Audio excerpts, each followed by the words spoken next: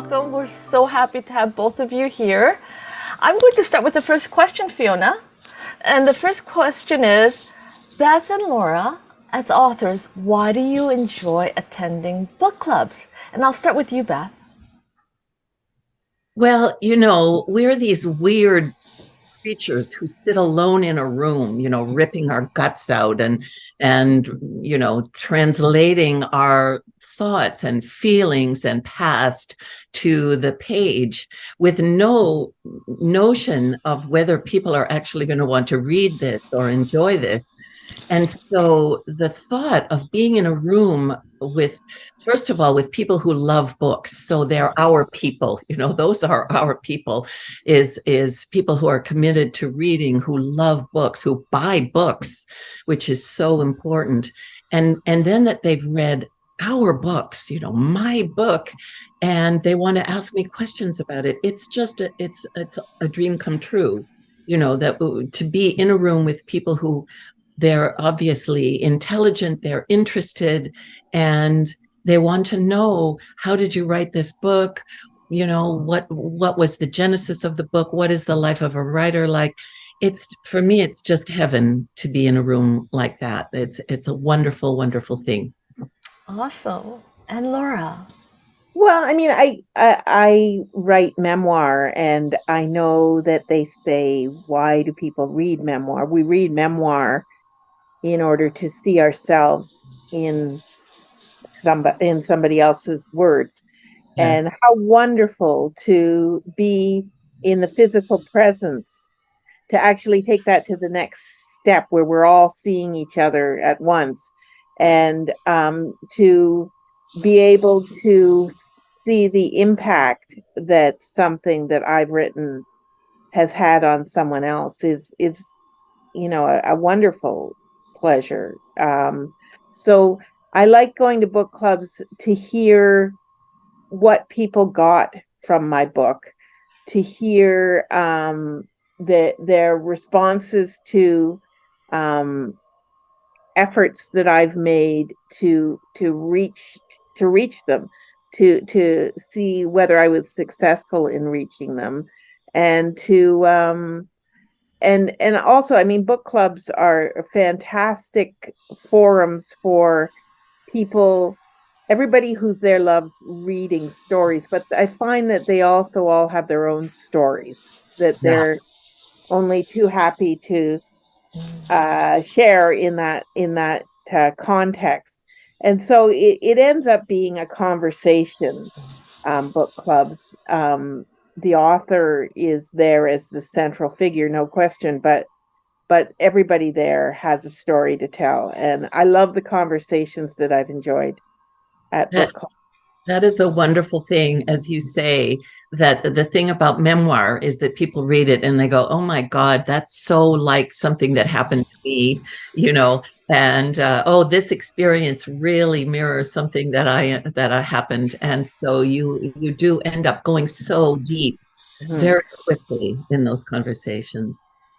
Yeah, I think it's because people have seen that you've been willing to be exposed and vulnerable and very open, and they feel at the book clubs, they feel similarly disposed to opening themselves up. And yeah, as you said, it very quickly takes you to a place where it might otherwise take a long time to reach that level of intimacy, but there's something about sitting at a book club where people feel comfortable and engaged, and it's a really wonderful conversation that comes out of those environments.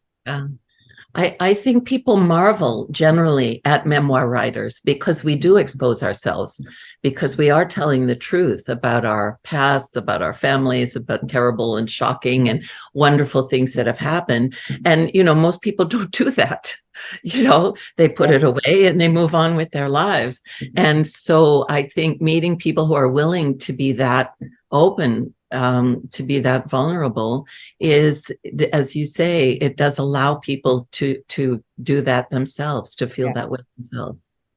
So if I may jump in with the next question, and I think it's totally connected in the sense that I think one of the powers of the book club is that it shows that storytelling is literally at the core of our very humanity, and that's across cultures, across histories, across everything.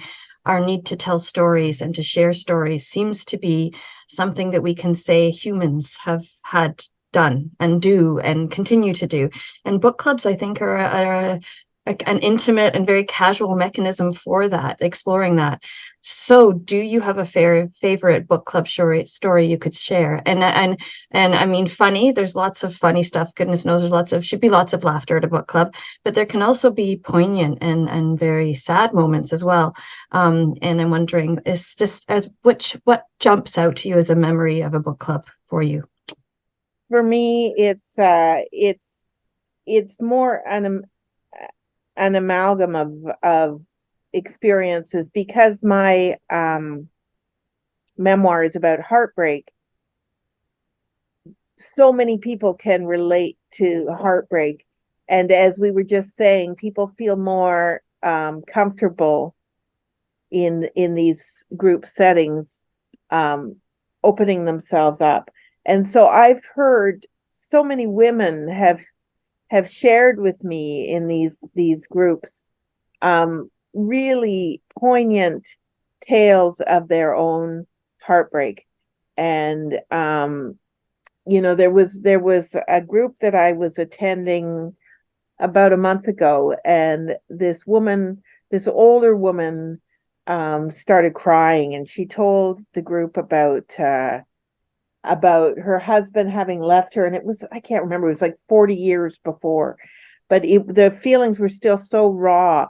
And she came up to me afterwards, and she said that it was because it was in reading my book that she kind of revisited all of the trauma that she went through. That sounds awful, but she was grateful for it. She said that she felt that it allowed her to sort of safely go back to that place where something really sad had happened to her, and kind of parse it again for herself, and come to a new kind of peace with it. But it was amazing to me how strong her emotions still were after all these years, and her gratitude for my book having been the conduit to revisit them. Yes, my own favorite book club story is that when Loose Woman came out, I was contacted by a man's book club. And, that is so extraordinary. I mean, as I said, I've been teaching memoir, and I say that men in my classes are like unicorns. They're very rare because it is vulnerable work. It does require a level of introspection and vulnerability that isn't easy for a lot of men. It comes much more easily to women in general.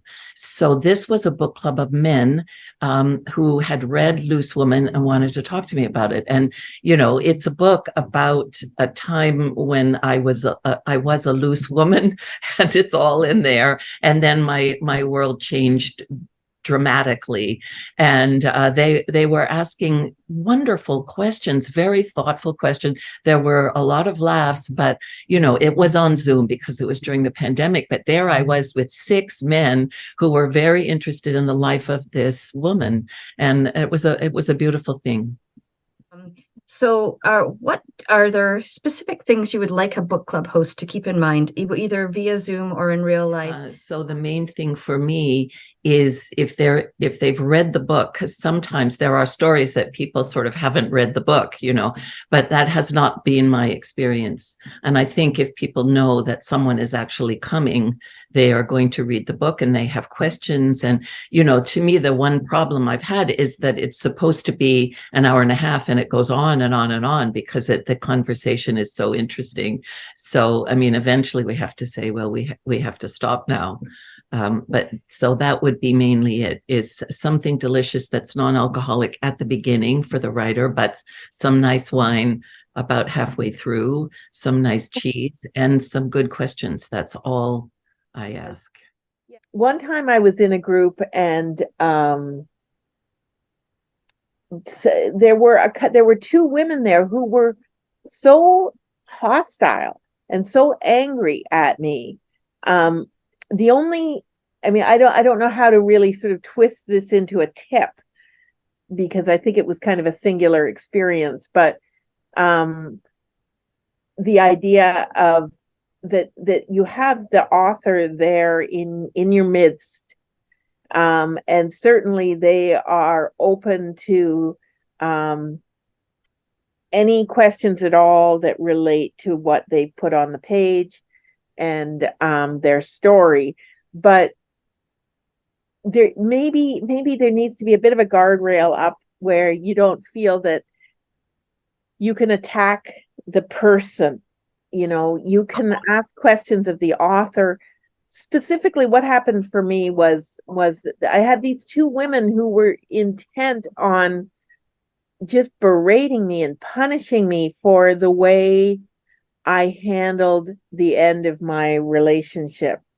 And I felt really, kind of judged and criticized.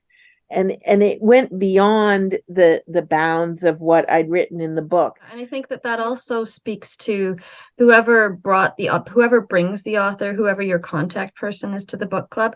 I think in situations like that, they should be empowered to be a moderator or host and actually cut off discussion and say, you know what, let's stick to the book and stuff like that. And that's on that person. I think if they did in my case eventually leap to the front of the room and say, let's limit the questions, or I can't remember what she said, but it sounds like they should have done it a little earlier. You had to think of one food or one wine that would go perfectly with this book that we're going to have at your book club.